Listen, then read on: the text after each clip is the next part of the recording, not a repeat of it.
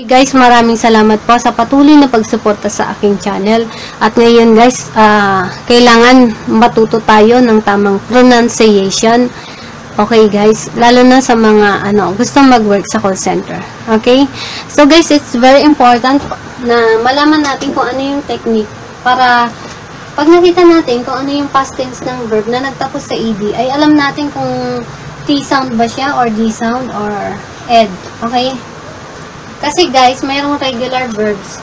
Ang i-discuss ko talaga sa inyo ngayon ay regular verbs na kung saan mula dun sa pagiging present tense niya, pag naging past tense siya, magdagdag ka lang ng D or ED. Okay, tandaan natin guys, magiging T yung dulo niya, yung sounds niya.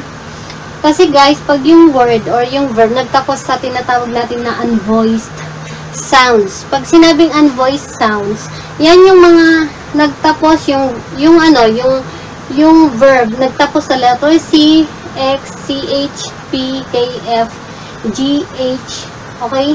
SH, at saka dalawang S. Pag ang mga verb nagtapos sa ganyang letter, okay? Kasama kasi yan sa unvoiced sounds. Pag sinabing unvoiced sounds, pagka binigkas mo yung letter, parang walang vibration na mula dito sa lalamunan mo. Yan yung unvoiced sounds. Okay? Tandaan lang natin tong mga to guys, mga letter na yan. For example, yung fix, nagtapos sa letter X. Okay? Yung work, nagtapos sa letter K. Yung miss, dalawang S. So, pag ibibigkasin natin yan, yung fix, fixed. Okay? Fixed. Work, worked. Miss, missed. Okay? Yung sa dulo niya, letter T. Next. Ito naman, guys. Pag, yung word, guys, nagtapos, yung word or yung verb, nagtapos sa tinatawag nating voice sounds. Pag sinabing voice sounds, pag binigkas mo yung letter na yon, nagkakaroon ng vibration dito. For example, letter N, I, L, L, okay, B, Z, R, G, V, S, Z. Okay? So, nagkaroon ng vibration dito. Kaya pagka nagkaroon ng vibration dito, guys, yung past tense ng verb, magiging D yung dulo niya. Okay? Madidinig mo yung letter D. For example, guys, order, ordered. Okay? May R siya, oh. Yung appear, letter R din. Yung clean, letter N naman. So, order, ordered. Okay? Appear, appeared. Okay, appeared. Clean, cleaned. Cleaned. Pero guys, pag bigkas tayo, wag naman masyadong cleaned. Wag naman masyadong ganun, guys. Basta cleaned. Simple lang, di ba? Order, ordered. Okay, appear, appeared. Ganun lang, guys. Basta makikita natin o madidinig natin yung dulo ay letter D. Next, guys, yung magiging ed. Okay, pag sinabing ed, kasi nagtapos sa ed, guys, eh. Hindi siya ed. Okay, hindi siya ed. Ed is, halimbawa, requested. Hindi siya requested. Okay? So, guys, pag ibibigkas mo yung ed, parang nagsasabi ng e. Okay? E. Ganun lang. Konting buka lang yung bunganga mo. E. Tapos, okay? Ed. Okay? Ed. Okay? Halimbawa, start. Started. Okay? Request. Requested. Okay? Requested. Repeat, repeated. Okay? Next, needed. Okay? Ito, pag verb kasi, iba yung niya, bigkas nito. Pwede siyang record, or pwede rin record. Okay? Record, recorded. Recorded. Okay? Kasi verb siya kaya record. Pero pagka noun, yung record, magiging record lang. Okay? Record. Pero kung verb yung record, ganun yun. Recorded. Okay, recorded.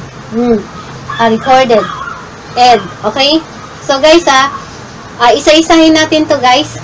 Mamaya, magbibigay ako ng mga examples na nagtatapos sa unvoiced sounds na kung saan ang magiging dulo niya ay letter T. Ang sound niya or sounds. Okay? Tapos, magbibigay rin ako ng mga words na nagtatapos sa voice sounds na kung saan madidinig nyo yung pronunciation ng letter E at saka D niya ay magiging D sa dulo. Tapos yung ed. Okay? Ito na yung ano, T sounds. Okay, pag sinabing T sounds, okay, yung ano, pag binasa mo itong mga past tense of the verb na to, ang madidinig mo na dulo ng sounds niya ay letter T. Okay? For example, yung asked. Galing sa salitang ugat na asked. Okay? Yung may bilog na yan. Para maging past tense siya, dinagdagan natin ng ed. Okay? Tapos, pag babasahin mo na siya, magiging asked. Okay? Asked. Ito naman, guys, ito yung mga ano, yan lang ang mga dinagdag natin para maging past tense of the verb, yung mga salitang ugat na yan. Okay? Pagka dinagdagan natin ng D or ED, magiging past tense na siya. So, itong mga to, guys, ay list of regular verbs. Okay? So, umpisa na natin, guys. Asked, announced, baked, balanced, brushed, developed, dressed, dropped. Guys, itong drop, hindi pwedeng drop. Okay, drop. Hindi siya okay. Subukan nyo guys na magsalita ng pinagsama yung O at saka Okay? Okay, dropped. Okay, dropped. Faxed. Fixed. Ito, ganun din guys. Kung paano ibigkas yung letter O niya, yung parang O na pinagsama yung O at saka A. Okay? Hopped. Okay? Hopped. Ito, O siya. Hoped. Hoped. Okay? Ito naman, introduced. Introduced. Influenced. Influenced. Impressed. Impressed. Increased. Increased. Liked. Light. Sa pares din yung O nito. Tsaka ito. Locked. Locked. Okay? Hindi lock Hindi siya lock. Locked. Locked. Okay? Guys, number 19 na tayo. Pag nakikita ninyo guys, yung ginahitan ko na letter red, yan yung dinagdag natin para yung verb mula dun sa pagiging present tense niya, magiging past tense na siya. Okay, so dinagdagan lang natin ng ed. For example, itong miss, yan ang salitang ugat niya. Okay, para maging past tense, dagdagan mo ng ed. Yung promise, para maging past tense, dagdagan mo lang ng D. So, yun yung mga iba kasi guys, yung regular verbs, sometimes, letter D lang ang idadagdag mo. Minsan naman, E at saka D. Okay? So, mapapansin nyo, yung iba D lang, yung iba naman, letter ED. Okay? So, basahin na natin guys, number 19. Missed. Okay? Promised. Produced. Part. Past. Past. Practiced. Practiced. Relaxed. Relaxed. Replaced. Replaced. Searched. Searched. Stopped. Stopped. Okay? Yung stop, hindi pwedeng letter A yan na stop. Okay? Hindi siya stop. Parang pinagsama yung O at saka A. Pag ibibigkas mo, okay? Stopped. Stopped. Okay? Stopped. Talked. Talked. Washed. Washed. Ito naman, watched. Watch. Watched. Okay? Guys, ito yung yung bigas niya. Shh. Ito naman, ch. Ch. Yung CH, ch. Okay? So, washed. Washed. Ito, watched. Watched. Watched. Nakakabulol guys, no? Basta mag-practice lang kayo guys, Next, worked. Worked. Okay? Ito, laughed. Laughed. Itong la siya. Okay? Tapos, dagdagan mo lang ng letter F. Letter F pala. Okay? Laughed. Ganun yun. Parang la, tapos F. Laughed. Tapos, dagdagan mo ng letter T. Okay? Laughed. Okay? Laughed. Next. Checked. Checked. Checked. Finished. Finished. kissed. Kissed. Dito na tayo sa part 2 na kung saan ang pronunciation of ed sound ng past tense ng mga verb na nakasulat dito ay magiging d sound. Okay? So, ito yung guys, yung mga may guhit na pula. Yan ang mga dinagdag natin para maging past tense yung verb na to. Okay? For example guys, yung arrive, dinagdagan lang ng letter G para maging past tense. Okay? Yung stay, dinagdagan ng ed para maging past tense siya. Okay? Magiging stayed na siya. Kaya lang guys, tulad nito, yung plan, okay? Single L, tas naging single L. Single, or isa lang yung N niya, okay, naging dalawa yung N niya, nung past tense na. Tapos nagdagdag lang tayo ng ed. Okay, guys? Tapos, yung mga nagtapos sa Y, tulad ng copy, naging copied. Okay. Tinanggal ang Y, nagdagdag lang tayo ng IED. Ganon din dito sa, meron dito kanina nawala. Carry, carried. Ayun, carried. Ayun siya, carry, carried. Okay? So, huwag tayong malilito doon, guys. Basta, guys, ang mga words na ito, guys, ang ed na pag inano mo siya, binasa mo siya, magiging D sound. So, umpisahan na natin, guys, yung stay. Okay? Stay. Stayed. Clean. Clean, pag hindi pa tapos yung action, yan yung present tense of the verb niya. Pag tapos na, magiging cleaned. Clean, cleaned. Dream, dreamed. Dreamed. Fail, failed. Failed. Okay? Plan, planned. Call, called. Called. Allow, allowed. Allowed. Amuse, amused, amused, amused, amused. Okay? Annoy, annoyed, annoyed. Consider, considered, considered. Answer, answered, answered. Arrive, arrived, arrived. Contain, contain, contained, contained. Argue, argued, argued. Appear, appear, appeared, appeared. Continue, continued, continued. Copy, copied, copy, copied. Okay? Burn, burned, burned. Borrow, borrowed. Boil, boiled. Yan, carry, carried. Okay, carried. Cover, covered. Okay, covered.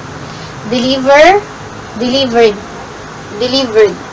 Describe, described, described. Complain, complained. Concern, concerned, concerned. Okay guys, nandito na tayo sa susunod na bahagi na kung saan yung pronunciation of ed ay D ang sound. Okay? D yung dulo ng sounds. As usual guys, yung mga nakapula dyan, yun yung mga dinagdag natin na letter para yung isang verb maging past tense of the verb. So for example, yung deserve, okay? Yan yung present tense niya. Pag dinagdagan mo ng D, yan ang past tense niya. So guys, hindi na ako naglagay ng number kasi pampasikip. Maliit lang kasi yung aking whiteboard. So guys, pagtiyagaan lang muna natin. Okay? Hanggat hindi ako nakakabili ng mas malaki. Okay? So, deserved. Okay? Tandaan natin guys, ang present tense niya ay deserved. Pagtapos na ay deserved. Okay? Deserved. Destroy. Destroyed. Okay? Disagree. Disagreed. Disagreed. Discover. Discover. Discovered. Okay? Empty. Yung empty, guys, galing sa salitang empty. Okay? Walang laman. Empty, naging emptied. Okay? Emptied. Okay? Dinagdagan lang natin ng IED, tinanggal natin yung Y. Okay? So, yun yung guys. Emptied. Next. Enjoy. Okay? Enjoy. Enjoyed. Enjoyed. Enter. Entered. Okay? Entered. Examine. Okay? Examine. Examined. Examined. Explain. Explained.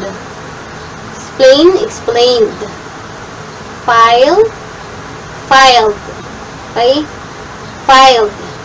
Feel. Feel. Filled. Feel. Filled.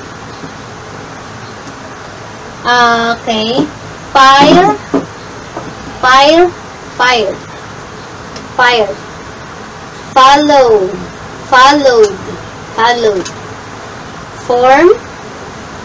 Formed. Formed. Yung fry, galing sa salitang, sorry guys ang pangit ng sulat ko. Baguhin natin guys. Okay? So, galing yan sa salitang fry. Okay? Fry, magprito. Okay? Pagtapos na, fried. Okay? Fried. Next, happen. Okay? Mangyari. Pagtapos na, happen. Happened. Rain. Rained. Rained. Yung hurry, galing hurried. Okay. Nagmamadali or magmadali. Galing sa salitang hurry. Okay. So, tinanggal ang Y at nagdagdag ng IED. Okay. So, hurried. Okay. Hurried. Identify. Next, identify. Ganito yan guys Pag ibig sabihin ng identify, makilala. Okay? Ginagamit to guys pag may mga krimen o i-identify mo kung sino yung may sino yung may sala. Okay? Sino yung pumatay, sino yung basta ganun yung guys. So, i-identify mo. So, ginagamit yung salitang identify. Okay? Ginagamit din guys sa mga exam. Okay? Identify. Yung mga instruction, i-identify mo kung ano ba siya, kung anong grupo siya, nabibilang, ganun. So, maraming ibig sabihin yung identify, okay? Pagtapos na, identify, okay? Identify. Next, ignore. Ignored. Okay? Tama ba? Ignore. Ignored. Ignore. Ignored. Okay? Inform. Informed. Inform, informed. Learn, learned, learned. Yung lie, okay, nagdagdag lang tayo ng D. Okay, lie, lied, lied. Okay? Listen, okay? Listen, listened, listened. Measure, measure. Okay? Yung measure, sa mga nag-work sa call center, it's very important for you guys na mabigkas po natin ng tama ito. Ito yung letter S, magiging letter Z. Okay? Pero kung hindi ka na mag-work sa call center, guys, pwede na yung measure. Okay, measure. It's understandable. Pero, if you want to work in a call center, okay, so, mag-practice kayo ng tamang pronunciation. Itong measure ay magiging measured. Okay, measured. Measured. Okay? Or measured. Okay, measured or measured. Okay? D yung dulo niya, measured. Okay? Pero kung nag-umpisa ka pala na aral ng, guys, hindi mo na kailangang bigkasin yung letter Z na yan. Okay? Dito muna tayo mag-concentrate. Measured. Okay? At least tama yung spelling natin. Okay? Measured. Kasi yan ang understandable naman sa atin kahit sa mga school, diba? Measured. Maarte lang guys pag nag-work sa call center. Okay? Kaya magiging letter Z yan. Measured. Okay? Kasi ang mga kausap mo kasi mga kano. Okay? Next, move. Yung move, pagtapos na magiging moved. Moved. Observe. Yung observe, pagtapos na, observed. Offer. Offered. Offered. Open. Opened. Okay? Opened. Order. Ordered. Ordered. Okay? Play. Played. Played. Received. Okay? Received. Okay? Okay guys, nandito na po tayo sa part 3 ng ating pronunciation of ED. Okay? ED ng past tense of the verb na nakasulat. Okay? Ito guys, yung mga naka-red, yan yung mga dinagdag natin para yung present tense of the verb ay maging past tense. Okay? So, yung remind, dinagdagan ko ng ED, kaya naging reminded, ibig sabihin past tense na yan. Past tense of the verb na yan. Yung iba, di lang ang aking dinagdag, kasi yun naman talaga guys eh. Yung iba na regular verbs, magdagdag ka ng D or ED. Okay? So, pag ipopronounce mo yan guys, ano siya, magiging ed. Okay? Ed. Hindi siya, yung invited, okay, invited, bibigkasin mo yung ed niya ng ed. Hindi siya ed. Okay? Invited. Hindi siya invited. Invited. Okay? Ed. Para kang nagsasabi na okay, tapos lagyan mo ng D. Ed. Okay? Ed. Okay? So, umpisa na natin guys yung remind. Remind. Reminded. Okay? Reminded. Reject. Rejected. Rejected. So guys, ang una kong ipopronounce mo na yung present tense of the verb. Okay? Tapos, susunod na yung past tense niya. Okay? Dinagdagan ko lang kung ano man yung may guhit niya. Okay? So, report, reported, reported. Okay? Arrest, arrested, arrested. Collect, collected, collected. Okay? Communicate, communicate, communicated, communicated. Okay? Expect, expected. Okay? Expected. Complete, completed, completed. Okay? Concentrate, concentrated, concentrated. Connect, connect, connected, connected. Okay? Consist, consisted, consisted. Correct, corrected, corrected. Count, counted, counted. Regret. Okay, regret. Pagka past tense siya guys, dadagdagan na natin ng T. Kasi may mga special case yan guys, na kung saan, kung ano man yung dulo ng, ng word. Minsan, para maging past tense, gagayahin mo lang siya. Okay, so nadoble na yung T, tsaka malagyan ng ED. May mga special case na ganun guys. So, itong regret, ibig sabihin yan, magsisi. Okay? So, tandaan na lang natin guys. Okay? Regret, regretted. Regretted. Okay? Invite, invited, invited. Invent, invented, invented. Okay? Interest, interested, interested.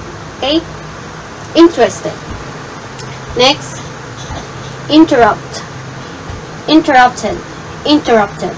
Okay? Fold, folded, folded.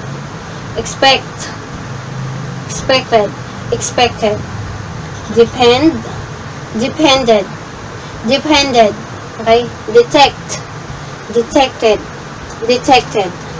Divide, divided, divided. Okay? Reject, rejected, rejected. Okay? Ended, ended, ended. Okay? Exist, exist. Napag-aralan na natin yan guys, yung E at saka X. Okay? Magiging eggs. Okay? Kasi guys, na-discuss ko na yan sa previous lesson ko dun sa, under siya ng pronunciation. Makikita niyo sa playlist ko guys, na yung EX na yan, ito kasama tong salitang exist, magiging IGS, ay IGZ, ang ano niya, bigkas niya.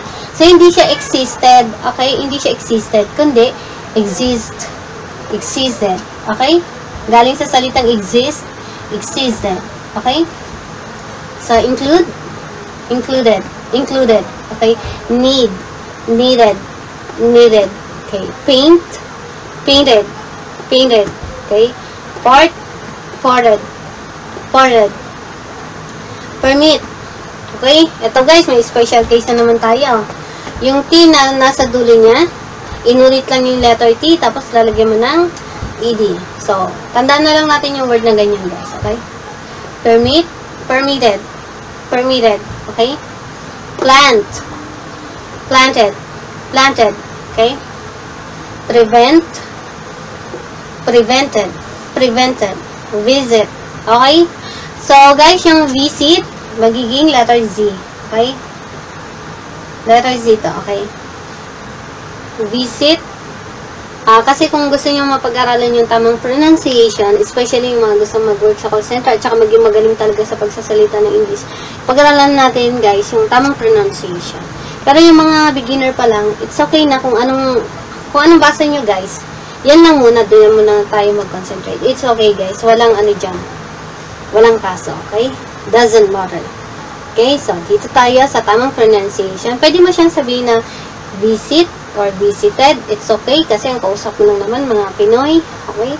Pero kung mag-work ka sa call center at kausap mo mga foreigner, so you need to learn the right pronunciation. So guys, yung visit, magiging visit. Okay, visit, visited, visited. Okay? Next, wanted, wanted. Wait, waited, waited. Okay? Repeat, repeated, repeated. Okay? Request, requested, requested. Okay? Separate, separated, separated. Start, started, started. Okay? Succeed, succeeded, succeeded. Suggest, suggested, suggested. Support, supported, supported. Trust, trusted, trusted. Guys, tong mga words na to, guys, kailangan malaman natin kung anong meaning niyan sa dictionary. Kasi, guys, lahat ng mga nandito, guys, ay gamitin. At yung mga ed sounds na to, na ang dulo niya ay ed, guys, hindi po kompleto to, so you need to search.